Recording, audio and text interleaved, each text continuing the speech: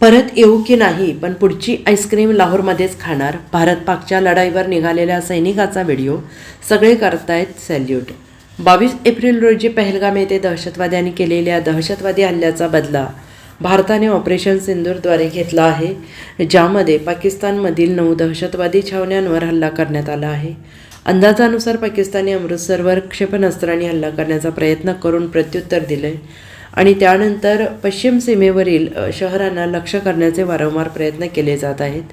पाकिस्तानने आपले बहुतेक प्रयत्न तिथे लक्ष केंद्रित केल्यामुळे जम्मूचे सर्वाधिक नुकसान झाले. जम्मू आणि काश्मीरमधील कुपवाडा, राजौरी आणि बारामुल्ला, पंजाबमधील पठाणकोट आणि राजस्थानमधील जैसलमेर आणि गंगानगर येथे वेगवेगळ्या भागांमध्ये हल्ले करण्यात आल्याची माहिती समोर येत आहे. आपल्या भारतीय जवानाचा असाच एक व्हिडिओ व्हायरल होतो आहे, ज्यामध्ये तो प्रत्यक्षात सांगत आहे की त्याची 45 दिवसांची रजा रद्द करण्यात आलेली आहे. थोड्याच वेळात सैन्यात परतणार आहे.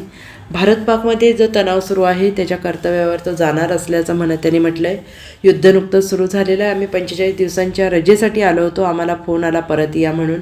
आम्ही अर्ध्यातून निघून आलो आहे. आता घरी जाण्याची गरज नाही. त्यानंतर ते पुढे म्हणालेत, आता आम्ही इथून परत येऊ की नाही माहीत नाही, पण भारताचं काही बिघडू देणार नाही याची हमी देतो.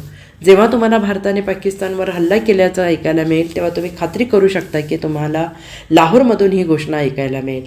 आम्ही तुम्हाला तिथेच भेटू. जवानाच्या या वाक्यामुळे भारतीयांच्या हृदयाला भावून जाणारी ही वाक्य होती आणि हा व्हिडिओ होता.